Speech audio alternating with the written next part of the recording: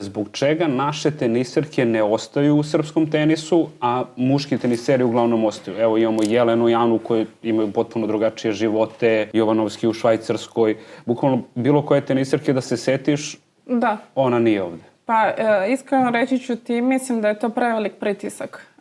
Ako pričamo o sportu, sve naše trenutno devojke koje se bave, retko ko je trener u Srbiji. Da. Mislim da to i vi znate, Olga u Španiji, Nina u Španiji, Aleksandra je malo van, malo je ovde.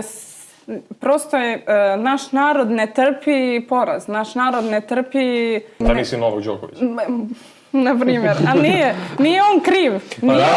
Pričali smo to ovdje x puta, stvarno je tako. Ali nije on kriv. Prosto naš narod je takav, navikli su samo na uspeh i ti ako ne osvojiš turnir ti nisi ništa. Mislim, ljudi, Aleksandra igrala finale, dubla, Roland Garrosu, ili neko nju sačekao negde, ili njoj neko, bar na aerodromu odneo cveće, nešto, neko radio. A malo Partizan ostvari pobedu u 17. kolu Euroligi, dočeka na aerodromu.